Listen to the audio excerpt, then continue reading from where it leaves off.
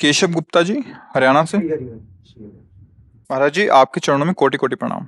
महाराज जी, मेरे मन में बड़ी दुविधा व अनिर्णय की स्थिति रहती है। मन में अशांति रहती है। मन सांसारिक सुखों की तरफ आकर्षित रहता है। ज्यादा से ज्यादा नाम हो मेरा, सुखों की तरफ रहता है। ये मन सबका भयभीत रहता रहता है, है। तुम्हारा ही नहीं, ये सबके मन की यही दशा रहती है। इसी दशा से तो उठाने के लिए अध्यात्म मार्ग है। मन को इसी दशा से उठाना, ये सबका। दुर्वासना मम सदा परिकर्षयन्ति, दुर्वासना सदा मेरे मन को खींचती रहती है। दुर्वासना के द्वारा वो सुख ढूंढना चाहता है। ये दुर्वासना ये देह का अभिमान रख करके मेरा नाम हो जाए, मेरी कीर्ति हो, या मुझे मनचाहा भोग मिले, ये तुम्हारी नहीं, पूरी सृष्टि के मन की बात है। इसी दशा से केवल अध्यात्म उठा सकता है, दूसरी कोई बात नहीं है। अगर हम अध्यात्म मार्ग का अनुसरण करें तो हमारे मन की दशा अध्यात्म की भूमिका होती है। जैसे जैसे भूमिका के ऊपर आप चढ़ते चले जाएंगे, वैसे वैसे, जैसे नीचे, आप नीचे पे ऊपर क्या आनंद है आपको पता नहीं। जब ऊपर जाओगे तब नीचे का लघु लगेगा ना, तो अपने आप छूट जाएगा ना। अगला कदम जमते ही पिछला उठा करके आप आगे बढ़ सकते हैं। अब हमारा अध्यात्म में प्रवेश ही नहीं है, तब दुविधा बनी रहती है। और जब तक दुविधा है तब तक सुविधा की मांग रहती है, और सुविधा की मांग ही हमारी दुर्गति का कारण बनता है। आप देख लो, अगर इतने रुपए हो जाए तो मेरा बहुत बढ़िया काम चलेगा, तो कैसे हो जाए? तो बोले भाई चाहे जैसे हो, इतने रुपए चाहिए। और वो निकल गया धर्म के मार्ग में, फिर वो फंसते फंसते ऐसा फंस गया कि जो सोचा था वो तो कुछ हुआ नहीं, उल्टा ही उसको दंड भोगना पड़ा, नाना प्रकार के कष्टों को। तो मुझे लगता है अध्यात्म मार्ग का अनुसरण किया जाए तो हमारे मन की ऐसी स्थिति हो जाएगी कि जो वास्तविक सुख है, उस सुख का अनुभव करते हुए अपने कर्तव्य कर्मों को करता रहे। अगर आप ठीक से चलोगे तो चाहो या ना चाहो आपका यश हो जाएगा। आप ठीक से चलो, धर्म से चलो, तो आप ना चाह करो तो भी आपको यश प्राप्त हो जाएगा, सुख प्राप्त हो जाएगा। आप चाहो या ना चाहो, अधर्म करोगे, पाप करोगे, तो आज नहीं कल ऐसी निंदा होगी, ऐसे दुख में फंस जाओगे कि निकल ही नहीं पाओगे। मान लो जब तक आपके पुण्य साथ दे रहे हैं तब तक पाप कर रहे हो, और आप अच्छे लग रहे हो कि बढ़िया, कोई नहीं जान रहा, बड़ा खुशहाल जीवन है। और जब पुण्य खत्म हुए और आपका वर्तमान का किया हुआ पाप और जो जमा हुआ पाप, वो दोनों जब मिलेंगे तो ऐसी कालिक पुत जाएगी, कोई पहचानेगा ही नहीं कि तुम हो क्या चीज। आंख उठा के देख लो, बड़े बड़ों के देख लो ना, आंख उठा के खुद देख लो। शिक्षा यहाँ खुद मिल रही जगत में, आप देख लो ना आंख उठा के ऐसे। और फिर कोई देखने वाला नहीं। क्या हुआ? कुछ ऐसा हो गया जिससे सारे सुकृत नष्ट हो गए, सारे पुण्य नष्ट हो गए। इसका मतलब हम सही मार्ग में नहीं थे। सही मार्ग में हो तो ऐसा नहीं कि आपकी निंदा नहीं हो सकती है, पर वो ऐसा काम करेगी जैसे डंडे के ऊपर झंडा। निंदा काम क्या करेगी? डंडा वाला। झंडा ऐसे हाथ में ले लो छोटा सा, वो डंडा ना हो तो इतना ही प्रकाश है। और जब निंदा होगी तो वो क्या काम करेगी? सही चलने वाले के ऊपर डंडे का काम करेगी। अब झंडा उसके ऊपर फहराएगा। मतलब विश्व में यश कीर्ति उसी की होगी, चाहे तुम निंदा खोपड़ी के बल खड़े होकर कर लो, क्योंकि सत्य पे चलता है तो उसकी यश कीर्ति बढ़ती चली जाएगी। कुछ तुम्हें प्रभाव लगेगा कि हमारी निंदा से हो रहा है, लेकिन वो निंदा ही उसके यश का कारण बन जाएगी। और यश खूब हो रहा है और अधर्माचरण हो रहा है तो चुप रहो, ऐसी ऊंचाई से पटका जाएगा, किसी काम का नहीं रहेगा। इसलिए दुविधा तो रखनी ही नहीं, सीधी बात समझ लो, भगवान का आश्रय लेकर ठीक से चलो, धर्म से विषय भोगो जो तुम्हें गृहस्थी में जितनी सीमा में बांध दिया गया है, और नाम जप करो, दूसरों की सुख की भावना रखो, आगे बढ़ते चले जाओगे, तुम्हारा यश अपने आप हो। जब फूल में पराग में सुगंध आ जाती है तो भौरों को चिट्ठी नहीं भेजनी पड़ती, भौरे मड़राने लगते हैं। समझ रहे हो ना? ऐसे ही जब आप में वो भागवती तेज और सद्गुण आ जाएगा ना, तो अपने आप यश होने लगेगा। कहीं पोस्टर छपवाने की जरूरत नहीं पड़ती, सबके हृदय में पोस्टर छप जाता सच्चाई का। और ऐसे चाहे जितने पोस्टर छपा उससे थोड़ी बात बनती है। तो यश कीर्ति की चाह क्यों करते हो? भगवान का यश गाओ, सत्य मार्ग में चलो, तो त्रिभुवन में यश हो जाएगा। यहाँ की क्या बात, ब्रह्मा भी नमस्कार करेंगे। सत्य मार्ग का अनुसरण करने के लिए मानव देह मिली है, केवल पशुवत भोग भोगने के लिए नहीं। निद्रा, भय, आहार, मैथुन, ये सब सृष्टि के जीव भोग रहे। अगर इतना ही सीमित है केवल, तो आप में और पशु में अंतर क्या रह गया? आप विवेक के द्वारा देवताओं से भी ऊपर उठ सकते हो। देवता तो केवल देवलोक में है। आप भगवान का स्वरूप धारण करके भगवान के धाम में जा सकते हो। आप जगत पूजनी बन सकते हो। आप जगत का मंगल करने वाले बन सकते हो। पर उसके लिए आपको प्रयत्न करना पड़ेगा। धर्म पे चलना पड़ेगा, शास्त्र संयम में रहना पड़ेगा। और ये मन इतना दुष्ट है, बाहर से डंडा मारो सह जाएंगे, लेकिन मन की मार सहना बड़े बड़ों के लिए, बड़े बड़ों के लिए। और मन की मार वही सह पाता है जो भगवान का भरोसा लेके नाम जप करता है, पक्का। ये अनुभव की बात कहते हैं। अगर नाम जप नहीं, भगवान का सहारा नहीं, तो मन की मार नहीं सह सकते, चाहे जितने बड़े वीर हो। मन तुम्हें घुटने टिकवाना जहां चाहेगा वहीं टिकवा देगा। कहोगे अपने को बहुत बलवान, लेकिन घुटने वहीं टिकवाएगा जहां चाहेगा। और बलवान वही है जिसने इस मन को अपने अधीन कर लिया। सबसे बड़ा गुरु वही जो मन को चेला बना ले। नहीं चाहे जो कुछ कहो, चेला मने के रहते हैं। समझ आ रहा ना? मन जो चाहता वही करना पड़ता है, फिर किस बात के। वही गुरु सबसे बड़ा, चाहे पैंट शर्ट में हो, वही सबसे बड़ा गुरु जिसने मन को चेला बना दिया। जहां चाहो वहां लगाओ, जहां चाहो हटा लो, तो आप समझ में आया कि तुम वीर आदमी हो। अभी क्या है, जहां चाहता वहां गिरा देता, हम रोते रहते हैं कि सुना था नहीं करना चाहिए, पर पता नहीं क्या हो जाता, मैं कर देता हूं। क्योंकि तुमको गुलाम बना के रखा है। मन की गुलामी से कोई मुक्त करवा सकता है तो भगवान और उनका नाम। समझ रहे? कृष्णा जी लुधियाना पंजाब से। श्री हरिवंश बाबा, आपके चरणों में दंडवत प्रणाम। बाबा, बुरी संगत या बुरे बच्चों से कैसे बचा जाए? उनसे हम दोस्ती न करें, लड़ाई भी न करें, और उनसे दोस्ती न करें। उसे शब्द कहते हैं उदासीन। जो अवगुण, निंदनीय आचरण करने वाले जन हैं, उनसे हमें द्वेष भी नहीं करना और मित्रता भी नहीं करनी। तो उदासीन अति रही गोसाई। उदासीन का मतलब हमारा उनसे कोई मतलब नहीं है।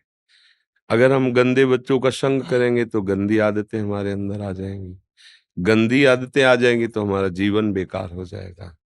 बहुत इस समय खतरनाक ये दोस्ती चल रही है, जो मोबाइल और बच्चों की जो हालत है, मतलब चिंतनीय है। जैसे छोटे से पौधे में दीपक लग जाए तो उस किसान की हालत क्या होगी? पूरी खेती बर्बाद हो जाएगी।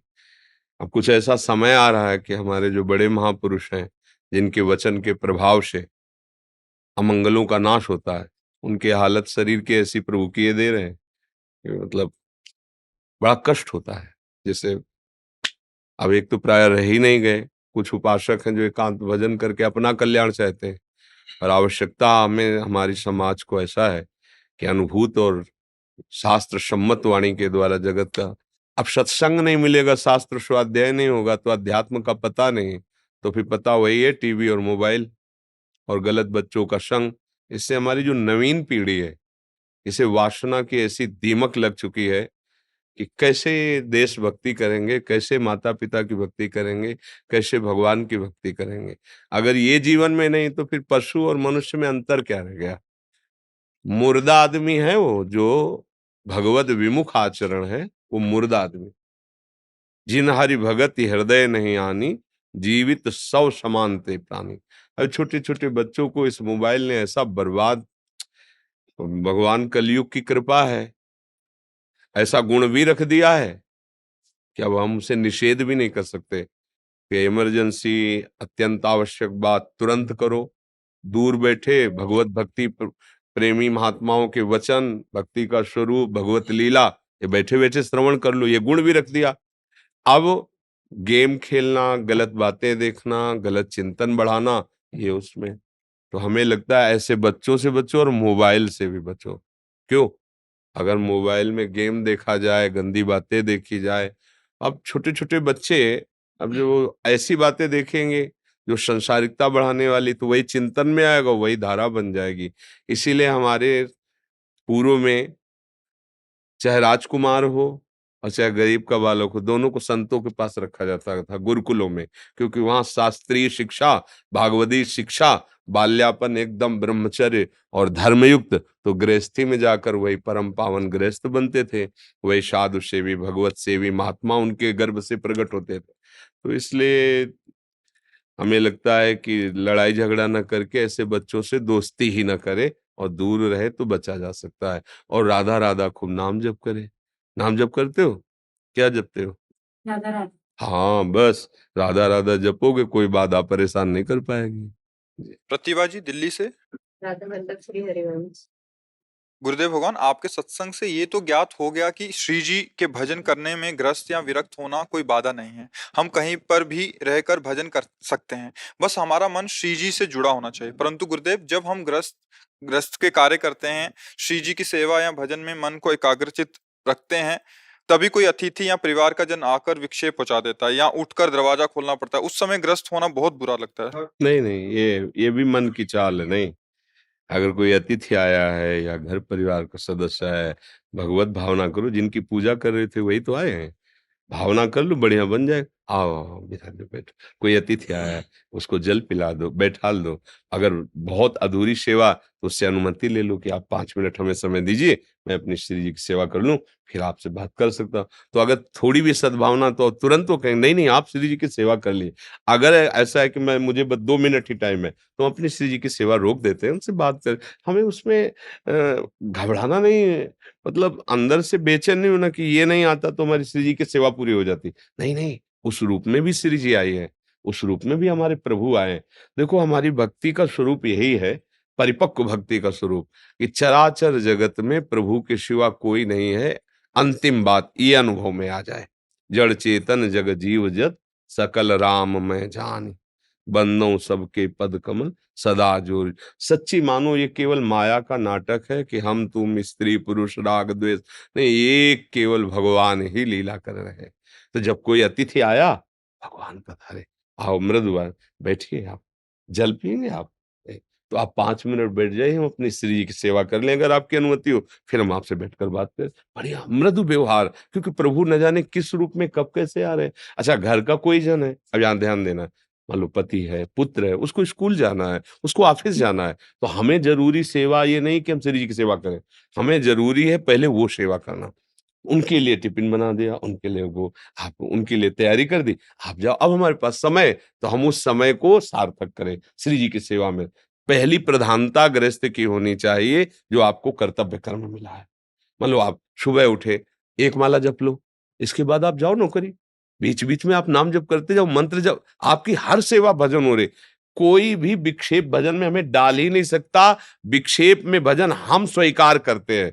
ये आदमी विक्षेप है, ये बात विक्षेप है, वो हम स्वीकार करते हैं। नहीं, कोई हमारे भजन में विक्षेप, भजन कोई छोटी-मोटी चीज नहीं है।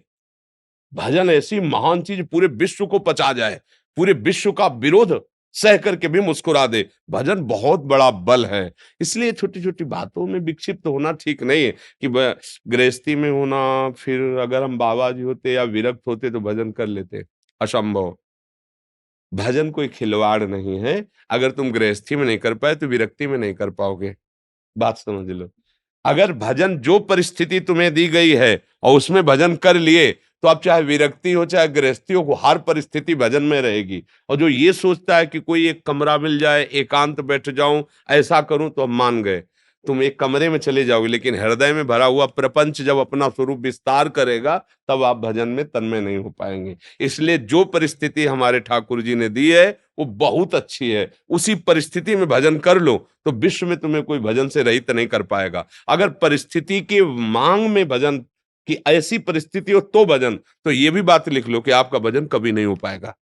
हम जिस परिस्थिति में हैं, वो हमारे लिए योग्य है और भगवान ने विधान किया है, और मुझे वैसे ही भजन करके दिखाना है, कोई परेशानी नहीं। मानवी गुप्ता जी चंडीगढ़ से। राधा वल्लभ श्री। राधा वल्लभ श्री हरिवंश। पूज्य महाराज, आपके चरणों में कोटि कोटि प्रणाम।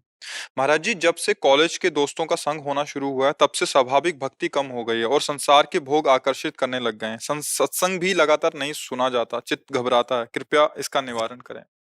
अब बच्चा, तुम तो इतने केवल कह रहे हो, हमें तो ऐसे भी बच्चे मिले कि हम नहीं करना चाहते, पर जबरदस्ती अगर ना करें, ना पिएं, ना खाएं, तो हमारा निरादर करते हैं, हमें अपमानित करते हैं, हमें ऐसा। तो अब सबके बीच में अगर उनसे मिले ना, तो एक अकेलापन में, मतलब ऐसे। अब देखो, अगर सही मार्ग में चलना है तो भगवान के सिवा कोई हमारा मित्र नहीं है, ये तो मानना पड़ेगा। तुम्हें भक्ति में सपोर्ट दे सके पूरे संसार में केवल भगवान या भगवान के स्वरूप भक्तजन। तुम तुम्हार सेवक असुरारी, इसके सिवा आपको कोई सपोर्ट दे, मुझे ऐसा लगता है कि नहीं। क्योंकि यहाँ छल कपट और स्वार्थ का, वासना का बोलबाला है, तो थोड़ा आपको सपोर्ट करने की चाल चलेगा और आपसे अपने स्वार्थ की पूर्ति चाहेगा। पाए जान जगत में सब जन, कपटी कुटिल कलयुगी टंच, मेरी सो भैया कृष्ण गुण संच, महाप्रभु हरिवंश चंद्र जो कहते हैं। कोई भी तुम्हें प्रेम करेगा तो कपट से करेगा, सच्चा प्रेम तो केवल गोविंद करते हैं। गुरु गोविंद ही सच्चा प्रेम करते हैं, दूसरा कोई प्रेम नहीं करता। तो मुझे लगता है जितने से काम चल जाए, अर्थात हमारा धर्म नष्ट ना हो, उतना तक तो व्यवहार ठीक है। क्योंकि आप विद्यालय में हो या किसी कार्य क्षेत्र में हो, ऑफिस में हो, ऐसा नहीं हो सकता कि वहां तुम उदासीन बन करके मौन रह सको। मान लो आपसे बड़ा ऑफिसर है, आप उसकी ड्यूटी में हैं, वो आपसे बात कर रहा है तो आपको बात भी करना है, पर जितने में हमारा धर्म नष्ट ना हो उतनी सीमा तक तो है। इसके बाद फिर नौकरी का प्राण भी छोड़ना पड़े तो हम प्रभु को नहीं छोड़ेंगे, धर्म को नहीं छोड़ेंगे। ऐसी निष्ठा रखनी चाहिए कि अगर कोई हमारे प्राण भी हरण करे तो हम अपने धर्म को नहीं छोड़ेंगे। हम नौकरी के लिए अपना धर्म नहीं त्याग देंगे। ऐसी विद्या क्या जो अविद्या का विस्तार कर दे, काम क्रोध आदि की वृत्तियां बढ़ा दे, व्यसन बढ़ा दे, माता पिता का निरादर करना सिखा दे, ये तो घोर अविद्या है?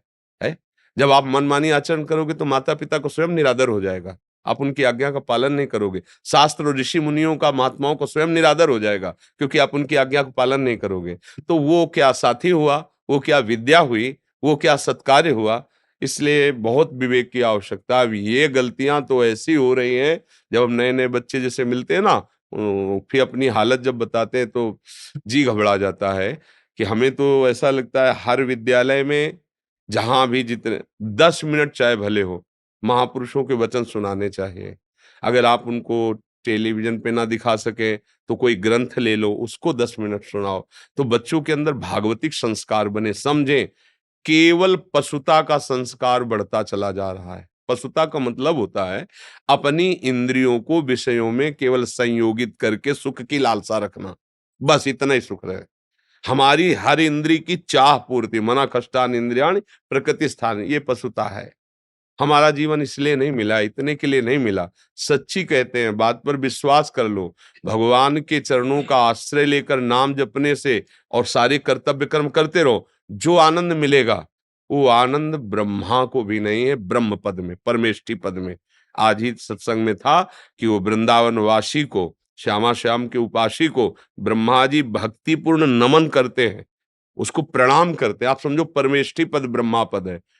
ब्रह्मादिक के भोग सब विषम लागत ताई, नारायण ब्रजचंद की लगन लगी है जाए। नारायण स्वामी कहते हैं कि श्री कृष्ण अनुराग में उन्मत्तता पाने के लिए साधक चल रहा है, तो उसके अंदर ऐसी क्षमता आ गई कि ब्रह्मादिक के भोग विष के समान लगते हैं। आज हमारी दुर्दशा हो रही है, हमारे समाज की, हमारी जो नवीन पीढ़ी है, छोटे छोटे बच्चे गलत आचरणों में उतर रहे हैं। मदिरा पान आदि उसको कोई दोष ही नहीं मान रहे, मनोरंजन समझ रहे हैं। व्यसन और भी नशा, ड्रग्स है, और धुआं वाला वो क्या चिलम विलम, ये सब गांजा, ये सब ऐसे गंदी आदतें स्कूल में बच्चों की पढ़ रहे हैं।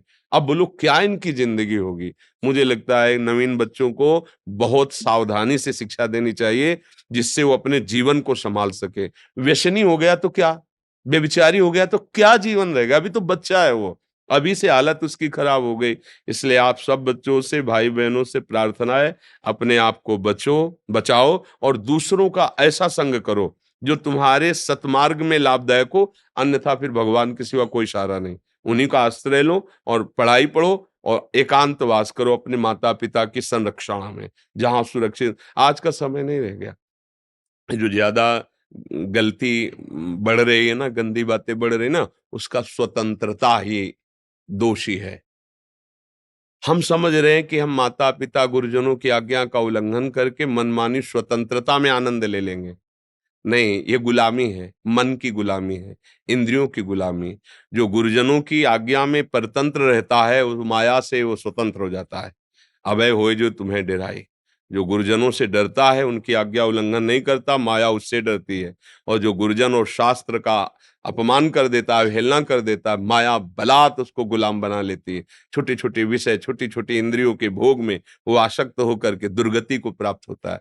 इसलिए बच्चों सावधान। ये जो चला है, हम बार बार कहते गर्लफ्रेंड बॉयफ्रेंड, ये आज तक हमारी समझ में नहीं आया, हमारी समझ में तो नहीं आया। क्या वो दोस्त जो हमें पतित होना सिखाए, क्या वो दोस्त जो हमारे साथ जीवन में खिलवाड़ कर दे, मतलब धर्म का कोई अस्तित्व नहीं, पवित्रता का कोई अस्तित्व नहीं, संयम का कोई अस्तित्व नहीं, हमारी दोस्ती है। भाई क्या ये दोस्ती है? और इसी का दुरुपयोग होता है। इसी का दुरुपयोग होता है कि छल करके एक दोस्त दूसरे की हत्या कर देता है, एक दोस्त दूसरे का पतन कर देता है। मुझे लगता है दोस्ती नहीं है, ये कलयुग की चाल है। बहुत संभल करके बच्चों और बच्चियों को रहना चाहिए। और हमारी बात समझ में आवे तो आवे, नहीं तो राधे राधे तो है ही है, फिर देख लो। Gyanendra Nath Pandey ji, Radhe Radhe. Assistant excise commissioner है महाराज जी आप।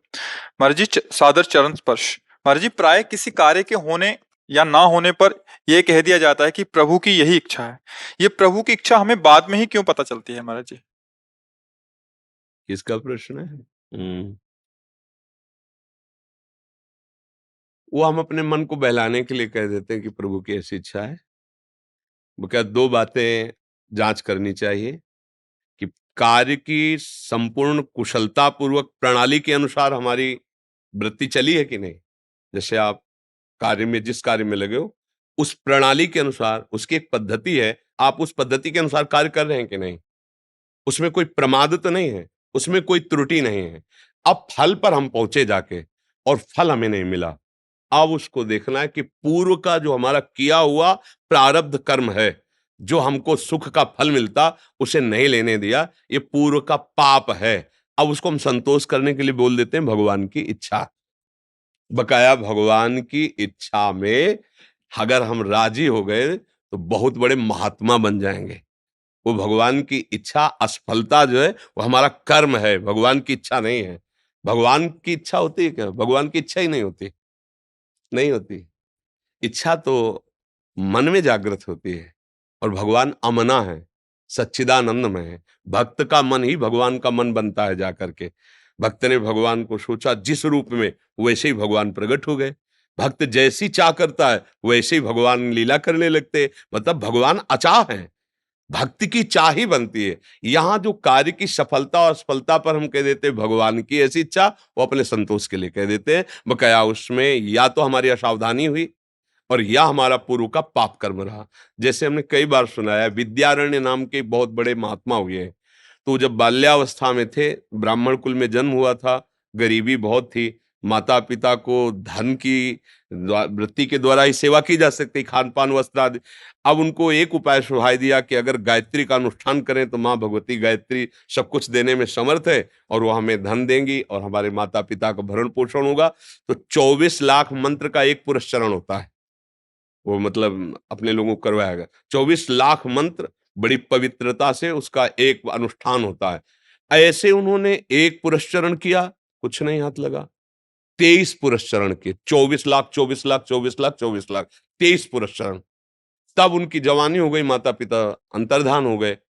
तब उन्होंने संन्यास लिया। जे ही संन्यास लिया तो आद्याशक्ति भगवती गायत्री जी प्रकट हो गई, और उनका अब तुम देवराजेंद्र का पद भी मांगो तो तुम्हें दे सकती है। तो उनका माप तो सन्यासी हो गया हो, आप अभी तक क्यों नहीं आए? तो उनका 24 तुम्हारे ऐसे महाअपराध थे पूर्व जन्मों के कि तुम्हारे भाग्य में कोई भी सांसारिक सुख। अब तुमने 23 पुरस्चरण किए, वो खत्म हो गया, और सन्यास लिया और 24 हो गया, वो खत्म। अब तुम मांगो तो देवराजेंद्र का पद भी तुम्हारे। बोले अब तो जरूरत ही नहीं, क्योंकि सन्यासी हो गया। वो बहुत बड़े महात्मा हुए। इससे हमें पता चला कि हमारे प्रयत्न को विफल करने वाला हमारा ही कोई पूर्व कर्म है जो हमको नष्ट कर रहा है। अगर हम भजन करें, ये ऐसा भजन कर्म है जो पूर्व के कर्मों का विनाश कर देता है। भजन केवल, और दान पुण्य नहीं। दान पुण्य एक नया सत्कर्म हुआ और पाप एक नया कुकर्म हुआ, लेकिन भजन ये सत्कर्म और कुकर्म दोनों से ऊपर है। ये भगवान का जो नाम है, भगवान का स्मरण है, ये दोनों को खत्म करता है। शुभ कर्म सोने की जंजीर है, अशुभ कर्म लोहे की जंजीर, दोनों बांधने काम करते हैं। शुभ अशुभ के द्वारा ही यहां जन्म मरण होता है, और जो भगवान का नाम लेते रहते दोनों कर्म। अच्छा, कोई भी सदैव सुखी नहीं रह सकता शरीरधारी, यहां का क्रम है सृष्टि का। कोई भी सदैव सफल नहीं हो सकता, यहां का क्रम है। देखो धर्मराज युधिष्ठिर जी है ना, 12 वर्ष का वनवास, 1 वर्ष का अज्ञातवास मिल रहा है नहीं। भगवान श्री राम अवतरित हुए ना, 14 वर्ष का वनवास। तो हमको इस बात से ध्यान रखना है, प्रयत्न पूरा करना है। अगर फल हमें उसकी नहीं प्राप्ति होती तो हमें निराश नहीं होना, उदास नहीं होना, फिर प्रयत्न करना है। क्योंकि हमारा पूर्व का कोई कर्म ही हमें, कौन काहू के सुख दुख कर दाता, निज कृत कर्म भोग सुन भ्राता। तो बोले भगवान की क्या आवश्यकता है? भगवान की ऐसी आवश्यकता है कि जैसे वकालत में सिद्ध हो गया कि ये मुजरिम है, जज ने निर्णय कर दिया कि इसको फांसी की सजा दी जाए, अब राष्ट्रपति एक है जो उसे क्षमा कर सकता है। इसलिए आवश्यकता भगवान की है। हमारे कुछ ऐसे कर्म हो चुके जो हमें बहुत दुख देने वाले हैं, हमारे कुछ ऐसे कर्म हो चुके जो चंद सुख देने वाले हैं, हमको इस छोटे मोटे दुख और सुख से बचा सकते हैं, तो राष्ट्रपति है भगवान, अनंत ब्रह्मांडों के स्वामी, हमें बचा लीजिए। हम इस सुख दुख के थपेड़े में कब तक पड़े रहेंगे, वो माफ कर सकते हैं। इसलिए भगवान की आवश्यकता है, भजन करो और सत्कर्म करो, और हार में भी हारो मत। एक बार हारे हो, 2 बार हारे हो, 3 बार हारे हो, हमारा अविनाशी स्वरूप हम जीवन भर प्रयास करेंगे और एक दिन सफल हो जाएंगे। कितना हमें परास्त कोई करेगा, समझ रहे हैं आप? और भगवान की इच्छा मानकर हम संतोष कर लेते, वह क्या भगवान की उसमें इच्छा नहीं होती, या तो हमारी कोई त्रुटि होती है, या हमारा पूर्व का कोई पाप होता है जो हमें निर्णय ठीक नहीं मिलने दिया। ये हाँ जी, कुछ भक्तों ने आपके श्रीमुख से नाम चाहा है हाँ, हमारे। राधा राधा राधा वल्लभ श्री हरिवंश, और जो गुरु जी ने दिया है, खूब श्रद्धा पूर्वक नाम जप करो। नाम बहुत बड़ा अमृत है, बहुत बड़ा बल है। पर शराब पीना, मांस खाना, पराई स्त्री से या पराये पुरुष से व्यभिचार करना, ये सब गंदी आदतें रहेंगी तो केवल आप सुनोगे, सुना दोगे, आचरण नहीं पवित्र होंगे, आपका काम बनेगा नहीं। जिस कार्य के लिए मनुष्य जीवन मिला है वो कार्य नहीं बनेगा, पक्का समझ लीजिए। शुभ गति व्यभिचारी की नहीं होती, व्यसनी और दूसरों के मांस खाने वाली की बुद्धि में ऐसा निर्णय नहीं होता कि दूसरों का मंगल सोच सके। एक वो भी जीव है, जैसे हम अपने शरीर को प्यार करते हैं, ऐसे हर जीव प्यार करता है। हम दूसरे को मांस खाएं और मदिरा पिएं, व्यभिचार करें और सोचे अब हमें कोई आशीर्वाद दे दे कि हम सदैव इंद्र की तरह सुखी बने रहें, बिल्कुल बेकार की बात है। चाहे आप भाग के देख लो, दौड़ के देख लो, कर्म तुम्हारा बख्शने वाला नहीं। चाहे जिस तीर्थ में चले जाओ, चाहे जिससे आशीर्वाद ले आओ, कर्म तुम्हारी धज्जियां उड़ा देगा। वो कर्म एक बहुत सुव्यवस्थित विराजमान हो जाता है। जैसे आका हम बोले ना, राधा अब ये विराजमान हो गया। जैसे अमेरिका में अभी बात हो रही है, तो आप मिलाओ, जैसे स्टेशन पे ले नहीं, लखनऊ, तो गाना बज रहा है लखनऊ में, सुनाई तुम्हारे गांव में दे रहा है। मतलब वो शब्द आकाश में गया और यंत्र ने उसे पकड़ के आपको सुना दिया। तो ऐसे ही कर्म आपने अभी किया, कोई नहीं जानता, वो विराजमान है, और जहां वो आया फिर तुम्हारी ऐसी तैसी करेगा। किसी से सपोर्ट की जरूरत नहीं है, वो बहुत बलवान कर्म होता है, अपने आप धज्जियां उड़ा देगा तुम्हें, और किसी के नहीं कि भाई हम इनको दंड दिलवाएंगे। वो पर्याप्त है वो दंड देने के लिए। छुपा लो तुम, ऐसे छुपा के मारेगा, बता भी नहीं पाओगे, ऐसी जगह मारेगा वो। इसीलिए कर्म से डरो, गंदे आचरण मत करो। ये जो मदिरा है, ये बुद्धि को भ्रष्ट कर देती है, आपको समझ में नहीं आता है।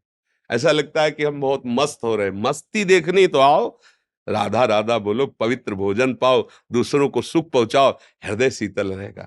हम एक बार ऐसा करके देखो, तुम्हारे सामने सुंदर भोजन आया हो और कोई भूखा आदमी फुटपाथ में बैठा हो, आप वो भोजन उठा के उसको पवा दो और आप भूखे रह जाओ, फिर देखो आपका हृदय कैसा कहता है। जीवन भर तुम अच्छे अच्छे पाते रहो, ऐसा सुख नहीं मिलेगा जैसा सुख उस दिन मिलेगा जब किसी भूखे को पवा दोगे अपना हिस्सा, और आप भूखे रहोगे, तो आपके हृदय में जो शीतलता आएगी ना, वो पैसे से और भोजन से नहीं आएगी। मतलब परहित का कार्य और भजन, ये भगवान को बहुत जल्दी प्रसन्न कर लेता है। और मालिक प्रसन्न हो गया तो फिर दुर्लभ क्या रह गया है।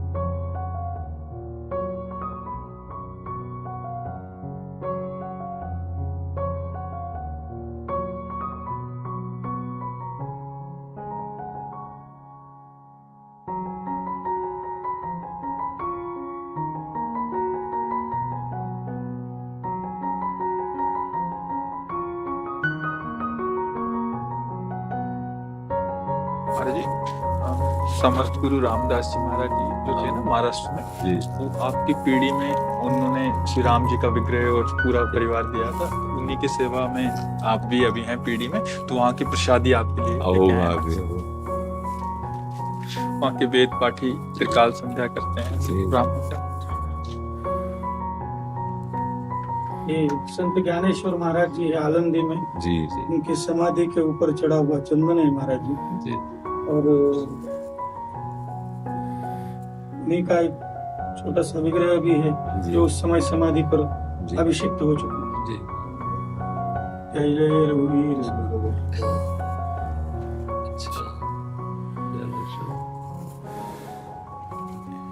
इसे जो रोज लगाते हैं ना चंदन विशाखासन को जल में डाल करके महाराज जी पैठन में महावस्त्र बनता है पैठनी, जी ये आपके आराध्य के लिए श्री जी अच्छा की तो ये श्री जी के पास पहुंचा दो, वो अभी श्रृंगार करेंगे। श्रृंगार हमारे यहाँ समर्थ रामदास स्वामी महाराज जी ने 350-400 वर्ष पूर्व में जी राघवेंद्र सरकार को विराजमान किया है। जी उनको सर्दी में उड़ाया हुआ अवस्था। हाँ हमें उठा दीजिए। जय जय रघुवीर समर्थ समर्थ रामदास स्वामी महाराज की जय। जय जय श्री राम। महाराज जी अनुकूल आशीर्वाद।